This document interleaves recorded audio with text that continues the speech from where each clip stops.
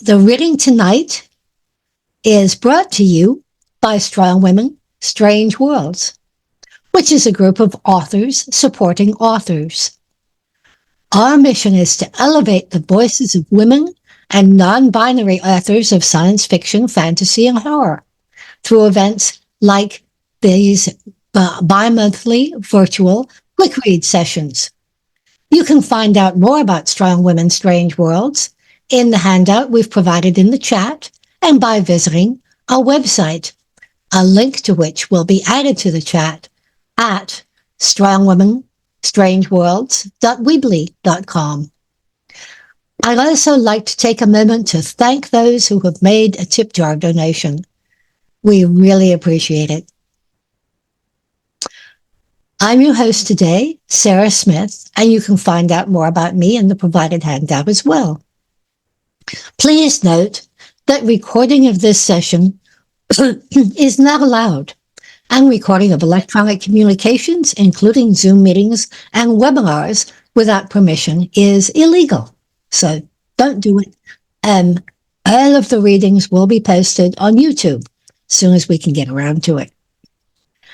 Today we'll be featuring 6 authors: A.D. Sway, Kim Poovey, Jan Stinchcomb, Larina Warnock, Theresa Tyree, and Christiane Knight. Each author will have 8 minutes to read.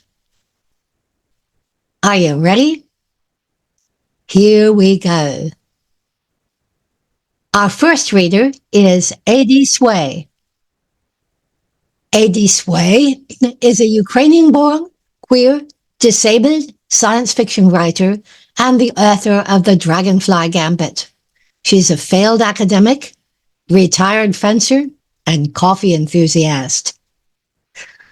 Her short fiction has appeared in Ogre, Fusion Fragment, Haven Spec, and other venues. When not wrangling her 2 dogs, you can find her on every social media platform as The Swayway. A.D., take it away. Thank you so much. I'll be reading from the Dragonfly Gambit right at the start. By all accounts, I should be scared. Intelligence and investigation boys are overzealous. They like to break things. Doors, people, entire local governments if they get the chance. 5 more flights upstairs until they're at my door. After 3 weeks of stealthily tracking me, taking shifts to shoot unflattering photographs from the flashing billboard across the street, my day of reckoning is finally here. I can't complain. It's nice to feel wanted. They pass from one glowing screen to the next, slithering along the chip walls. Their silhouettes scurry up the stairwell, tasers drawn, back to back, like they're in some sort of an active shooter situation. The cameras I set up in the month prior are paying for themselves. Who's the paranoid one now? Shay will do the knocking. He's here to ease the blow. 10 years ago, we were friends. In the way where you know how the other sleeps. In the way where I know he's about to puke by the way he stops talking. He arrived a full cycle ago to close the deal, I'm sure. When he knocks, it's an official rattle. The sort that lets you know you're in trouble. The sort that's followed by a black bag over your face and a trip to an undisclosed site. Shay knocks like he carries the authority of the rule with him. Like it will back him up on any decision. Little does he know, the rule will break him just as well, if necessary. I limp over to answer. You're not a delivery bot. I give him a sour smile. Shay is stiff as a board, his own taser unholstered. He strategically avoids staring at my bare chest or the rest of my naked body. The slumped shoulder and the hoisted arm, far too atrophied to look functional. Ness, I'm on orders to retrieve you. That's no way to greet an old friend, Captain. Don't make this harder than it needs to be. I have guys on every stairwell, armed, ready to take you out. On a date, I gather? Don't be difficult. Be glad I knocked. Be glad I didn't blow you to bits while you were climbing the stairs. Shay's face darkens for a moment. Okay, so the cameras and the traps are paying for themselves.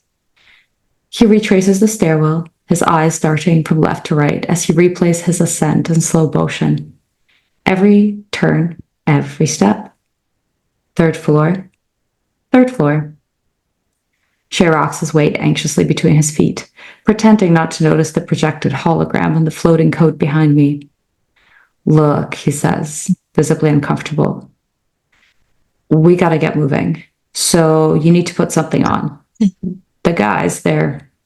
I disappear into my apartment, and Shay follows like an oversized puppy. He steps cautiously over a box of moldy takeout. But he gets danger pay anytime he docks on any non-central planet. This wasn't my idea, he says. And I never wanted to punch him more. Not his idea. When was the last time he had an idea? Investigations and intelligence has him dressed to the nines. In his gray uniform and gold cuffs, Shay is a walking, talking propaganda poster. The jawline helps. No wonder him and Kaya. No, there's no sense going there. While I saunter around the room, Shay stands awkwardly in the center. His pen camera is recording from his chest, so this conversation will remain lukewarm. If it were up to me, I'd leave you alone. But the rule needs you. The rule doesn't need me. It needs a way to turn a stalemate. Shay flinches. Naz, I said it, not you. I should correct you. The rule is not in a stalemate. The rule is winning. I throw a shirt in Shay's general direction. It's been winning for 20 years now. Every empire falls. You can kick and scream and whine and plead, but every empire will have its fall. The rule has been doing well for over 1,000 years, expanding at an impossible rate, absorbing small and medium system-level governments into itself. Sometimes peacefully, mostly not. But it got too big, and the edges began to fray. Shay knows this. Anyone with half a brain knows it. It took a few hundred years for systems to actively rebel and break away. It took less than a decade for full-out war to ignite after that. That was 20 years ago, and the rule has yet to reclaim those systems. 2 generals have already fallen, the first and the second daughters. The third doesn't have much time left either. Safe to assume you're not going to tell me where we're headed. Shay affirms with a shake of his head. What a good little soldier. And I'll stop there. Thank you so much.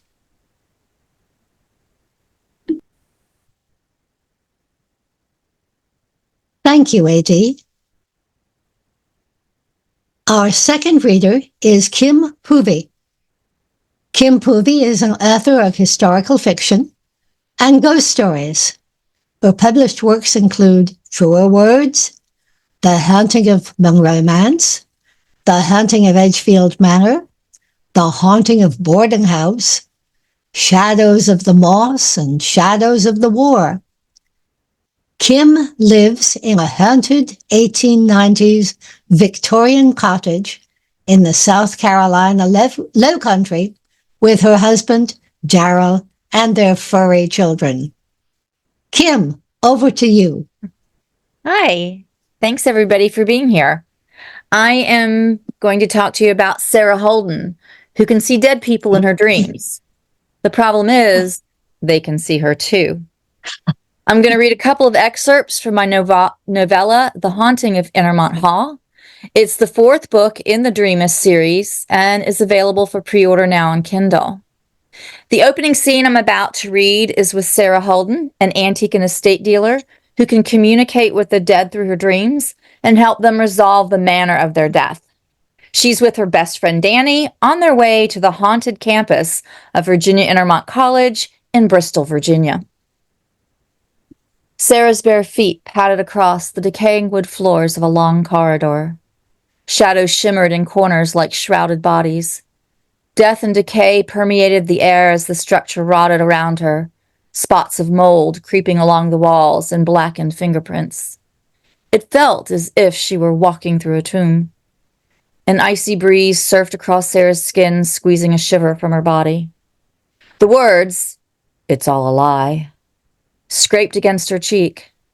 Stay calm, she thought, trying to take in a breath, her lungs unyielding like iron. Fingers of panic wrapped around her heart, choking the life from her. "You have to calm down," her mind screamed. "Sarah!" Danny hollered, jolting Sarah from her slumber. "Did you hear me?" Struggling to grasp consciousness, Sarah mumbled, "Sorry, I must have dozed off. What did you say?" "I said I can't believe we're stopping in Virginia on another ghost hunting expedition," Danny repeated as they whizzed down the highway. "You didn't have to come," Sarah replied, straightening in her seat. "I could have ridden with the guys." Danny gave a sideways glance. "You're my best friend, and I'm not going to abandon you, especially when ghosts are involved." "Too bad you couldn't have helped a few minutes ago," Sarah croaked. Danny's expression wilted. "Oh, no, you don't. I won't have ghosts in my car." "You just said you wouldn't abandon me to the supernatural," Sarah huffed. "Besides, my dreams are haunted, not your car." Out of nowhere, the radio blasted Gerald Way's "Baby, You're a Haunted House." Danny's eyes widened as she glanced over at Sarah. "What the heck is that?" she squealed. "I don't know," Sarah hollered back, hitting the knob and silencing the radio. "This is getting way too creepy," Danny muttered, her face paled and her knuckles turned white as she gripped the steering wheel. Taking in a deep breath, Sarah rubbed her eyes with quivering hands. "It's all right. There's nothing here," she said, reaching over and squeezing Danny's shoulder. "How do you know?" Danny whispered, her jaw clenched. "I can feel it," Sarah replied with a slight smile. "And there's no use whispering. The ghosts can hear you no matter how quiet you speak." The next excerpt from the book is further down in the story. Sarah is alone in one of the abandoned dorm rooms at night, while the rest of the ghost hunting team members are elsewhere in the dilapidated old dormitories. Sarah's heartbeat ticked up a notch as a prickling sensation scurried across her skin to the tips of her fingers. Something wasn't right. Run, she thought, but her legs refused to respond. She wasn't sure whether the sudden paralysis was mental or physical. Regardless, she was stuck. A flash of light blinded her. Covering her eyes, Sarah leaned backwards and bumped against something spongy. She swallowed the fear lumped in her throat and opened her eyes. Everything was dark. The scene with the women had vanished and the scent of coffee lingered. The building moaned. Groping in the darkness, Sarah's hand latched onto something sticky, causing her to recoil in disgust. A shriek erupted from Sarah's lips when a rotting corpse appeared, its flesh hanging in pieces from ivory bits of bone. Finally, her feet responded to her command. As she ran for the door, the floor gave way. Sarah clawed at the splintering floorboards, struggling to grab onto something, anything to keep from plummeting to the room below. Suddenly, her fingertips found purchase in the groove of the floorboard. Clutching the small crevice, she wriggled her fingers into the opening and held tight. Her lungs burned as she gasped in bits of dust and mildew. A sneeze threatened to wrench her from the pitiful grasp, preventing her fall. Where were the guys, she thought? Surely they'd heard her scream. And where was Dallas? Her arms stung from the effort of holding on to the jagged edge of the floor as her legs flailed below her. The nearby radiator began clanking, the sound increasing in intensity with every passing second. A giggle from the far corner, along with the scraping of chairs across the floor, added to the cacophony of terror enveloping her. The noises grew louder, beating against her eardrums with the force of 100 bongos. Another flash of light blinded her temporarily. At the same time, something below began to pull at her legs. With all her might, she kicked at the unseen force, struggling to maintain her grip on the fractured floorboards. Panic infiltrated her muscles in a rush of adrenaline. Whatever was beneath her was strong. She feared the unknown energy tugging at her legs more than falling to the floor below. If she could face the entity ripping at her calves and ankles, perhaps she could negotiate with it. Shifting her eyes downward, she saw only darkness. If you want to know what happens next, you'll have to read the rest of the book.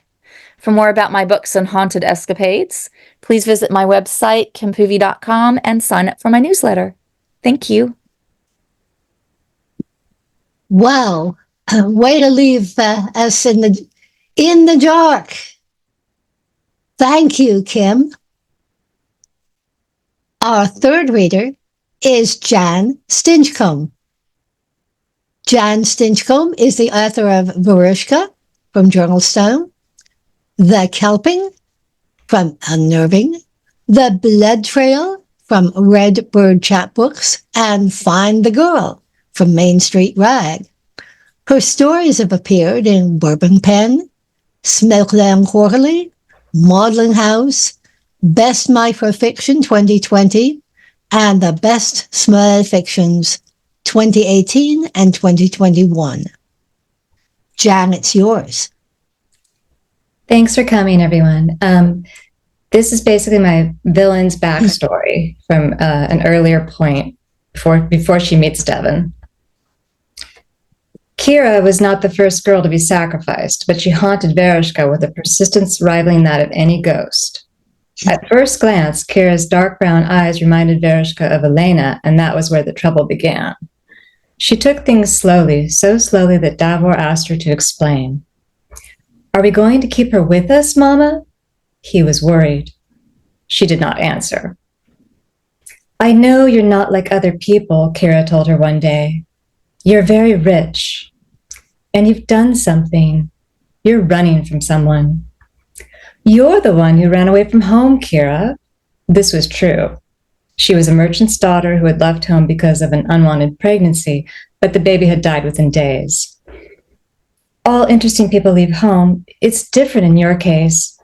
Can you prove your theory? Kira frowned. "I'm not accusing you of a crime. I want to know you better. I love you." They were living as a couple by this point. Davor stayed away from the apartment. Verushka spent the days sleeping and the nights wandering the streets, trying to outrun her emotions, while Kira grew more and more frantic. "Where do you go? Where does a respectable woman go at night?" "You're still attached to respectability?" Kira grew flustered and her face turned red.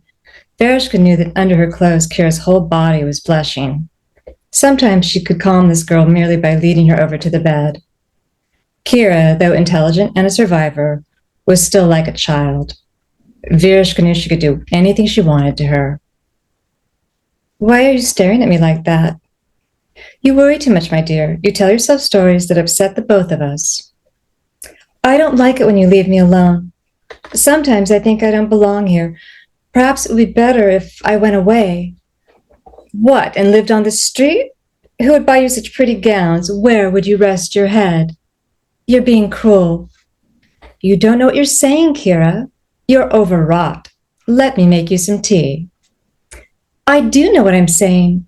Your body is changing. I've seen it. You scratch your wrists and ankles in your sleep. Sometimes your skin looks different. Once I thought I saw the shape of a tree on your back. You must be ill." And then, with a touch of hope, she asked, "Do you go to see a doctor in the evening? Are you hiding some terrible illness and you're afraid to tell me?" At first, Verushka was furious, but then she managed to control herself. She took Kira's face in her hand and promised her the tea would make everything better. That was the end of Kira. Verushka's feelings changed even before Kira swallowed the last drop of poison. The mistake was obvious. She had allowed herself to love someone other than Davor. She would never be so careless again. She could not afford to fail. After she and Davor laid Kira beneath a tree deep within the Bois de Boulogne, Verushka made the mistake of turning around. The man, her man, stepped out of the tree and took Kira's body, just as he had taken her body all those years ago. Verushka rushed off to a cafe where she could surround herself with ordinary humans. It was reassuring to blend into a large public group after she had completed her gruesome task. Davor bid her goodbye and went off on his own. He had the soul of a teenager and would appear again when it suited him.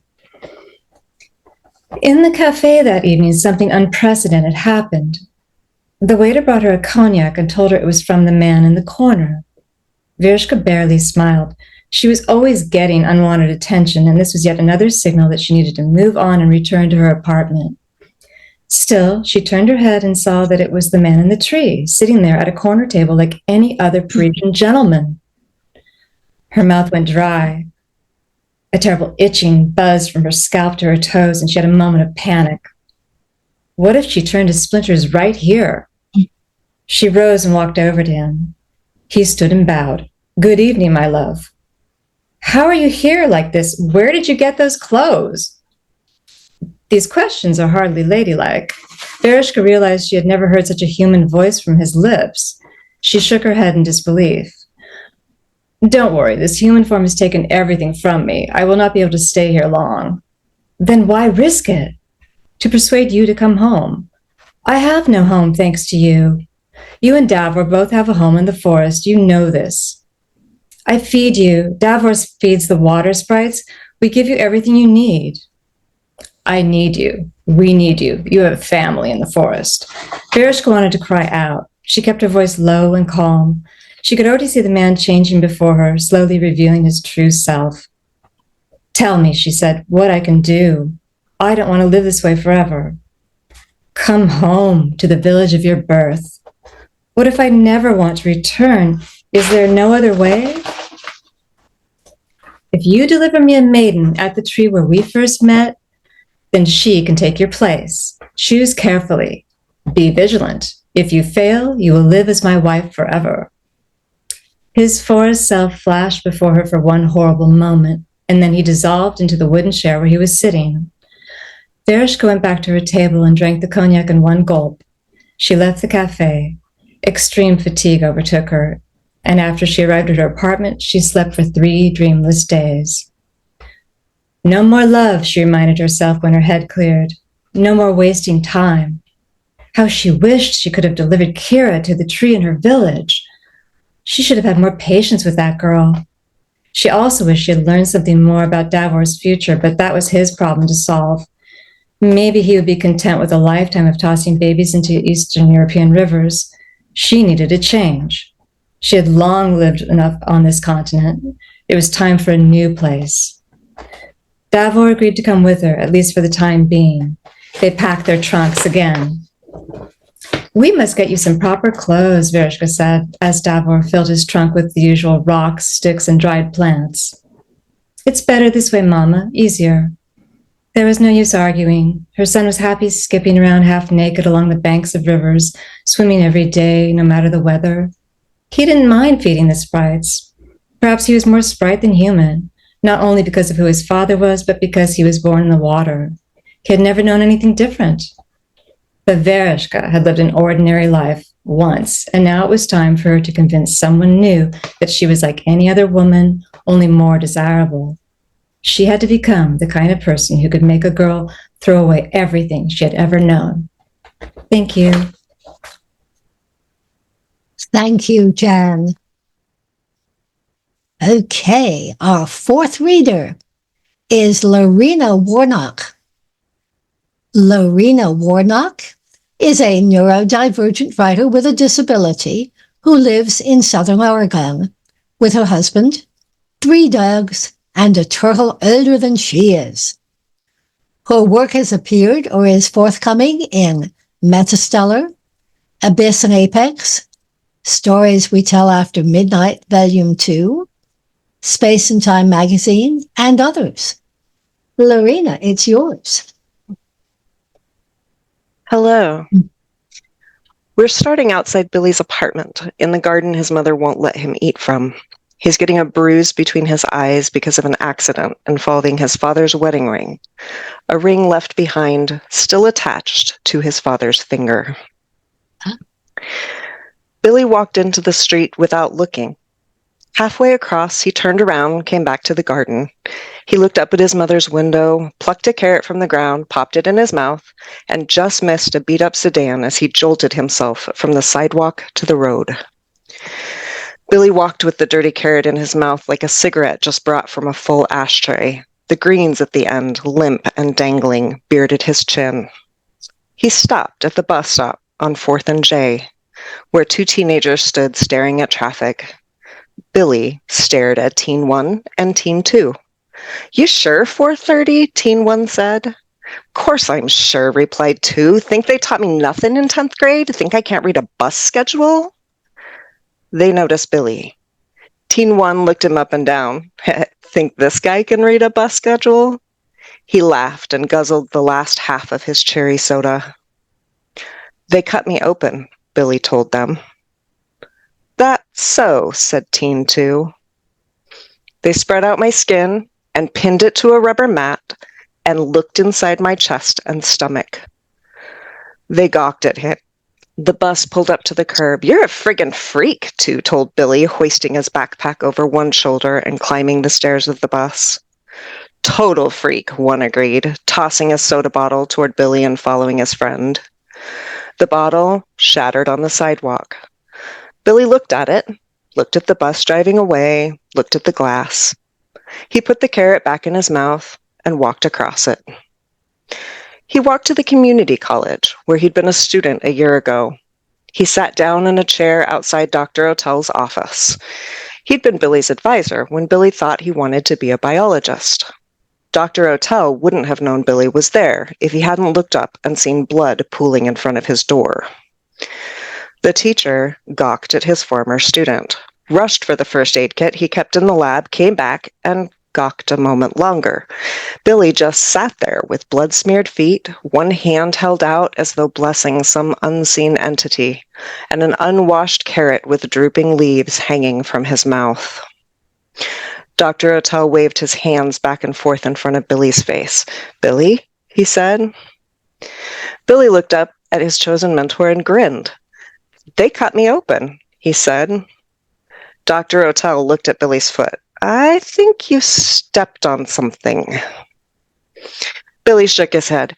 "They cut me open. They peeled back my skin and pinned it to a rubber mat." The words were muffled around the carrot, but Dr. O'Tell understood enough. He went into his office, called 911. He told them he had a suicidal student bleeding to death in his hallway. When the EMTs arrived, they gave Dr. O'Tell a long lecture about what constitutes an emergency.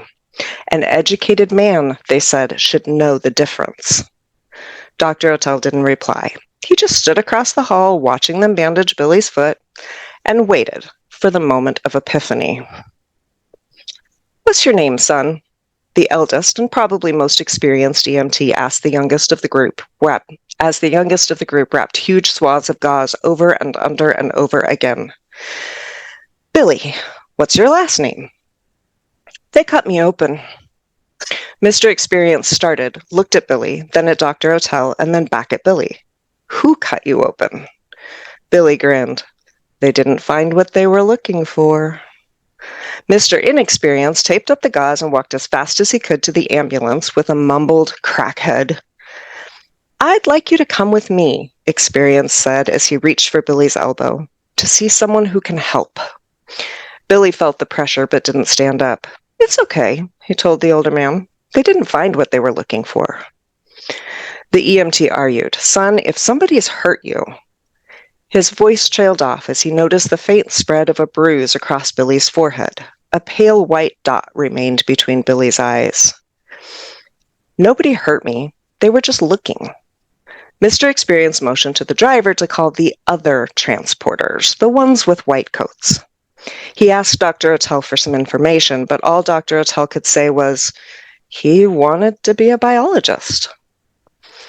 Billy met the other guys, the ones in the white coats, at the sliding door of their white van. He knew who they were and where they would take them, and he knew they'd listen to him even if they didn't believe him. Mr. Experience told the specialist what Billy had said and what Dr. O'Tell had said, and they just nodded and told him they weren't shrinks, just the transport.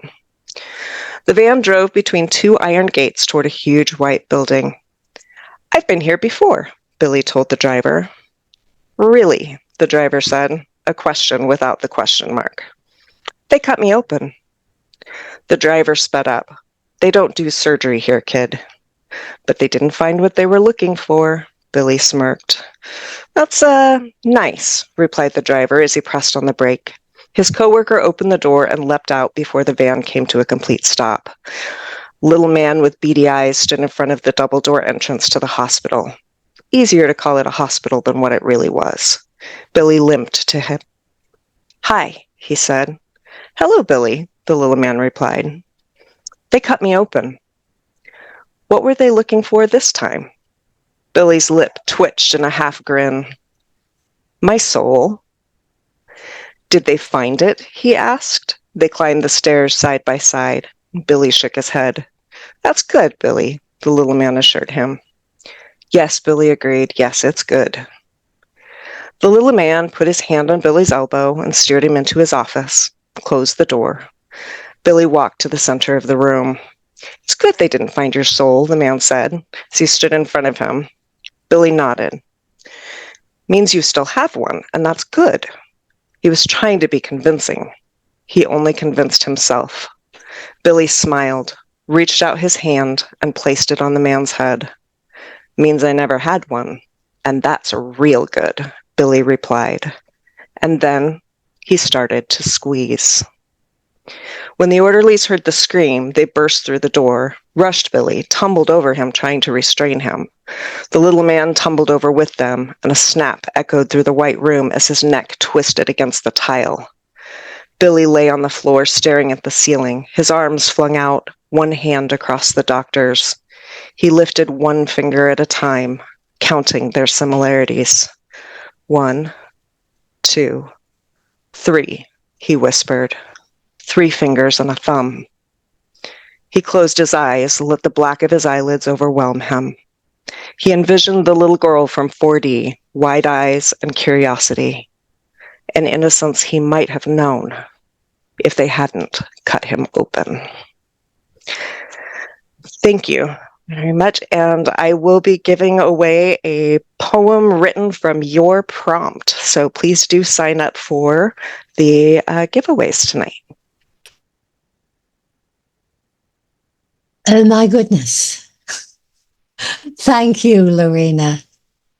Wow. Our 5th reader is Theresa Tyree. Theresa Tyree is a queer, non-binary Greek woman who spends their days coming up with new stories of queer perseverance and hope. They live near Portland, Oregon, with their platonic life partner and cat. She has particular interest in writing the missing scenes of Greek mythology that empower marginalized people. Yours, Theresa. Marvelous. Tonight's story is one of those. Unbound is a story about Medusa, reborn in the guise of an archaeology student named Bee, who after the end of the Second World War seeks to prove that ancient Greek marbles were originally painted. When Bee's research project is shot down again by her close-minded department head at a fundraising concert in the British Museum, Zoe Makris, the star allos player of archaeology band The Children of the Gods, comforts her. This was one of my favorite places to hide, too. Bee jumped and quickly lowered her legs to be more ladylike. She relaxed when she recognized Zoe in the half-light. Dr. Makris, won't they miss you at the event? Zoe is fine. She smiled and leaned against the wall. And nah, it's wrapping up and my team's authorized to stay a bit longer to get our instruments and audio equipment packed up before the museum locks up. I'd rather be with you. Bee dashed a hand across her eyes. Forgive me, I didn't... Zoe held up a hand. No need to apologize. You have every right to offload your feelings with a few tears. What that man said was hurtful and ignorant. Bee's spirits lifted to hear someone else say it. You think so? I know so. Peter isn't wise enough to understand he's bulldozing perspectives outside his limited worldview. Zoe placed her hand on Bee's knees and guided them to the side to make room for her to sit down in the alcove with Bee. When I was a little girl, I lived at a tiny Greek village near the Turkish border. My history lessons covered wars between the two countries they don't talk about here. I went on school trips to see destroyed temples, stolen and returned artifacts, like the allos I play, actually. The Turks stole it from a temple of Athena, but returned it during the first peace accords. Knowing all that made me wise, like Athena's serpents licking my ears clean enough to hear the secrets of the universe. She gave Bee a wry smile.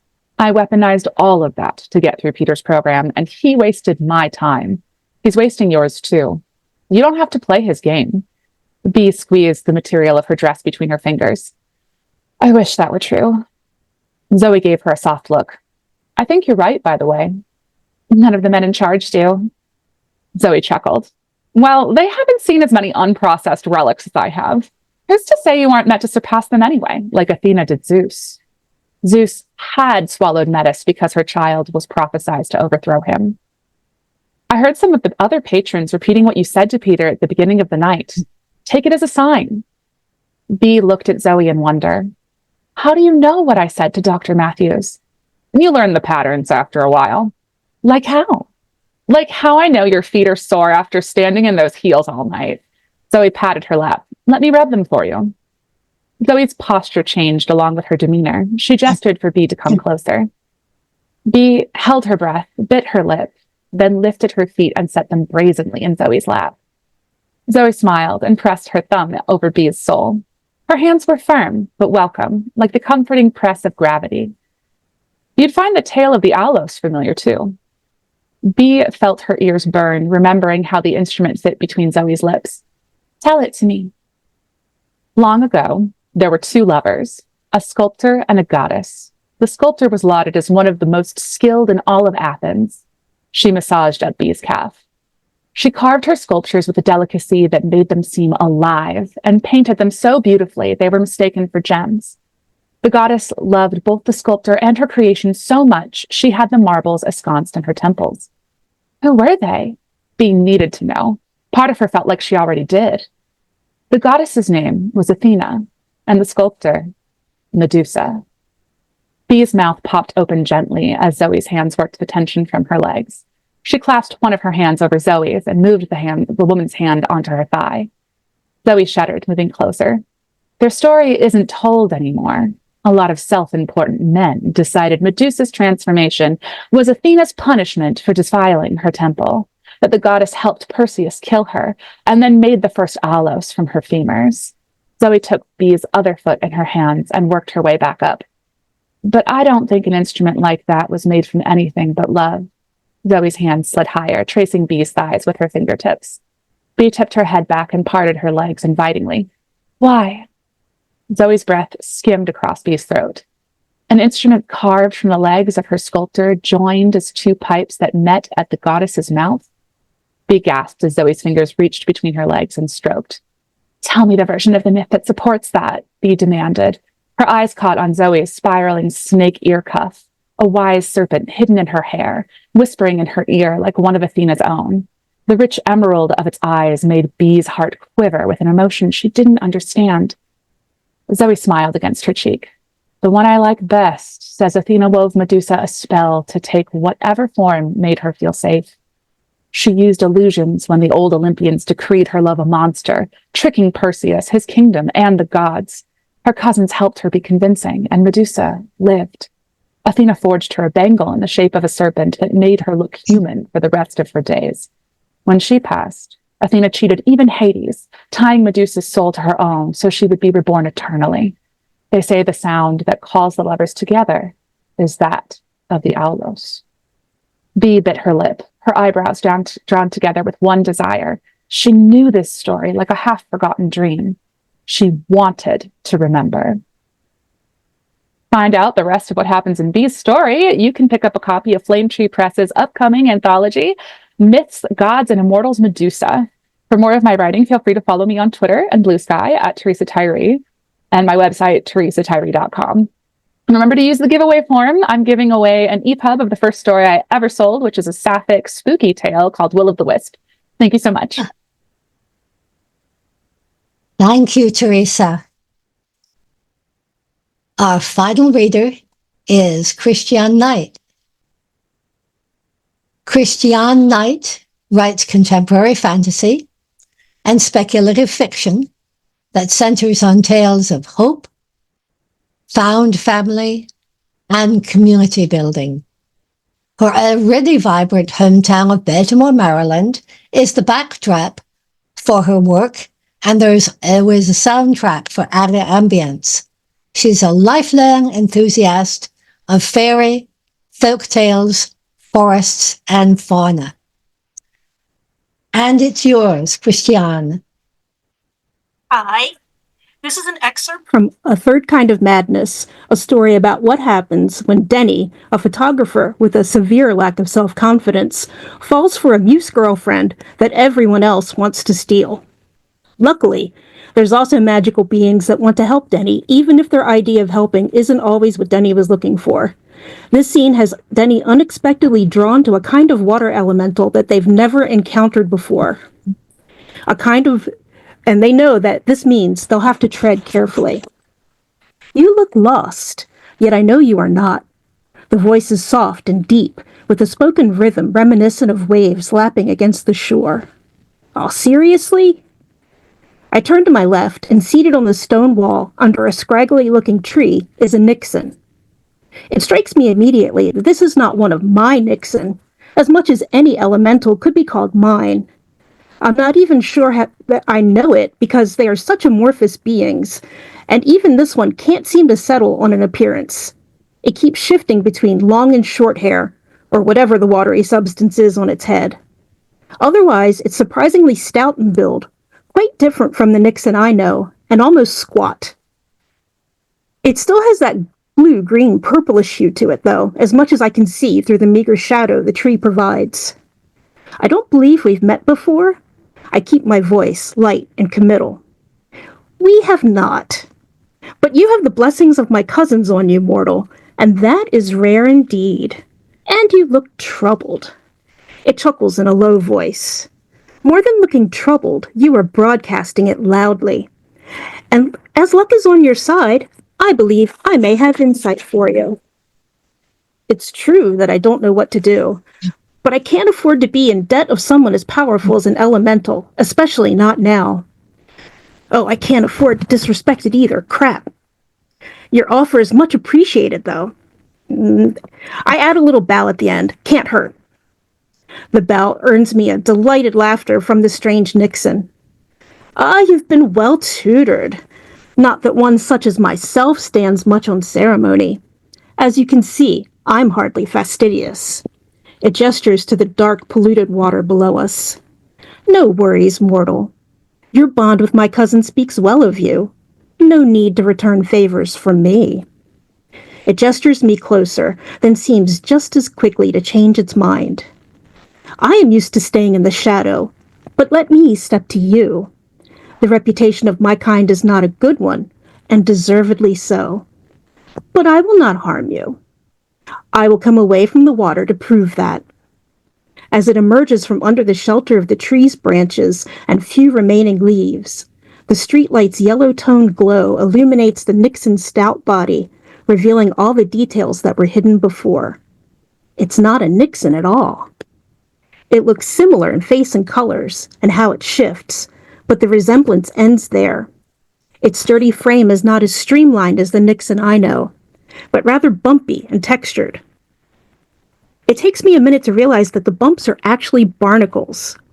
They cover its ankles and wrists heavily, and less so across the rest of its body. Its hair is mixed with long strands of seaweed, and there are clumps of it wrapped around the creature's body as well.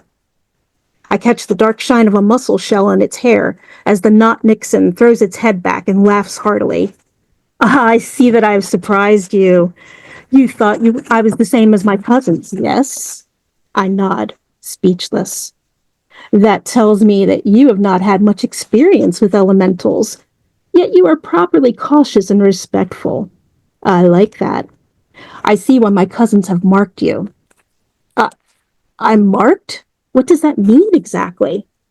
Again, it laughs. Not like a sign or a marking you would recognize, but there is an essence around you that signals to any of my kind that you have been favored by one of us. And being unaware of it means that you do not take advantage of that favor. Though I would suggest to you that perhaps you should. It leans closer to me and winks. I can smell the familiar tang of brackish water and a hint of something fishy. It's not unpleasant, surprisingly, because normally I would find it so. So is there a name I can call you? Or would you prefer I didn't? I would give you my name in exchange. Maybe that's not the wisest offer, but I've made it this far through being polite, and I don't see any reason to change that. It looks me up and down as if judging my worthiness, which is fair enough. For my part, I stand there trying to muster all the confidence I can, which, as we know, isn't much. After a moment, it nods thoughtfully. You're a trusting child, aren't you? Luckily for you, it's a charming attribute. You may call me Dorcha, which is a name I have never offered to any but my own kind before today. Perhaps that makes me a trusting child as well. When it smiles, its whole face creases up with the expression. It's surprisingly endearing. I probably shouldn't let down my guard, but it's making that difficult. I'm Denny. I'm also known as the photographer, at least by the Nixon I know. This gets me another full-face smile. I'm still new to this whole interacting with beings that are much more powerful than I am, so I hope you'll forgive me if I make mistakes. Points for your honesty, Denny the photographer. You are respectful and thoughtful, and that counts for a lot, especially when dealing with water in any of its forms. But perhaps I should tell you what you need to know. Again, it winks at me, and all I can think of is sunlight flashing on ocean waves. I'm not sure how to answer, so I nod encouragingly, like the fool I am. You can see that everything you mortals discard eventually finds its way to me and my kin. It travels through the waters of the city to come to rest in the harbor. They've put a device now at the end of this channel to collect debris, but the emotions, secrets, and everyday concerns that travel with the trash escape those sort of traps. And my kind, we hold it all. Those are our treasures. It moves a little closer to me and holds my gaze with an unnerving stare that makes the hair on my arms and the back of my neck raise. Water never forgets, Denny. And we elementals know all the secrets the world wants to wash away. If you'd like to know what happens next, you'll have to read A Third Kind of Madness to find out. You can find out more about me at christianeknight.com, and I will be giving away one of the introductory books in my series to introduce you to one of the other characters you don't meet here. And also, I might just throw in a copy of A Third Kind of Madness to people who sign up. Thank you. Thank you, Christiane. And thank you so much to everyone who came today.